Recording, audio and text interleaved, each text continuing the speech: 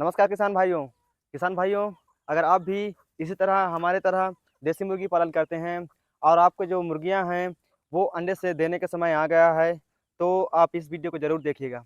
किसान भाइयों, ये जो देसी मुर्गियां होते हैं, यहाँ पर देखिए हमारे पास हैं, यहाँ पर बहुत सारे देसी मुर्गियां हैं। तो ये जो देसी मुर्गियां होते हैं, ये जब अंडा देने का समय आता है तो ये जो मुर्गियां हैं वो कहीं पर भी अंडा दे देती है। जैसे अगर हमारे फार्म में इनके लिए अंडा देने के लिए अलग से जगह हम लोग नहीं रखते हैं, तो ये जो मुर्गियां हैं वो कहीं पर भी अंडा दे देती है।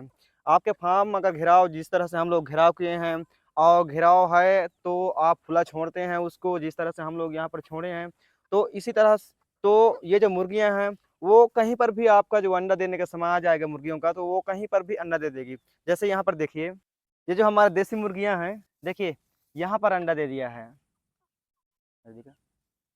यहाँ पर है जो अंडा दे दिया है, देखिए पीछे।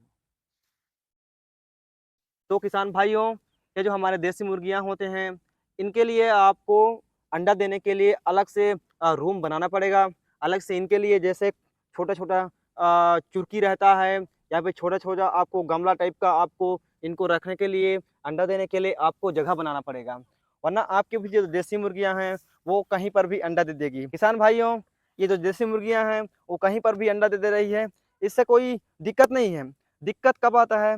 जब उससे चूजे निकालने का समय आता है, उस टाइम आता है। जैसे किसान भाइयों, हर व्यक्ति के पास हैची नहीं होता है। बहुत सारे ऐसे-ऐसे किसान हैं, छोटे-छोटे किसान हैं जो शुरुआती में मुर्गी पालन किए हैं, तो उनके पास ये नॉलेज नहीं होता है, ये जानकारी नहीं होता है, तो उनके पास हैचरी नहीं होता है। तो बहुत सारे ऐसे किसान हैं जो मुर्गियों से ही चूजे उत्पादन करवाना चाहते हैं। तो जैसे ये जो अंडा है, मुझे भी पता नहीं है कि ये जो अंडा है ये किस मुर्गी का है, या इस मुर्गी का है, या फिर उस मुर्गी का है, या फिर इस मुर्गी का है, मुझे अभी कुछ पता नहीं है। तो क्या होता है किसान भाइयों, हम इस अंडों को उठा करके इनके रूम में लेकर जाएँगे, लेकिन रखें तो कहाँ पर रखें? दें तो किस मुर्गी के जगह में इस अंडों को दें? और किसान भाइयों, जैसे 2-3 मुर्गियाँ जो होते हैं एक साथ अंडे दे देते हैं, तो वो जो अंडा होता है वो खराब हो जाता है। उसको नहीं सेध पाते हैं, जो देसी मुर्गियाँ होते हैं उसको नहीं सेध पाते हैं, जिसके कारण जो अंडा है वो खराब हो जाता है। आपको कल भी एक वीडियो में मैंने दिखाया, मेरा जो अंडा था वो खराब हो गया। क्या कारण? यही था कि हमारे पास बहुत सारा देसी मुर्गियाँ हैं जो हम लोग अंडे के पर्पज़ से रखे हैं, तो वो जो अंडा है वो खराब हो जाता है। 4-5 मुर्गियाँ एक साथ आ जाते हैं तो खराब हो जाता है।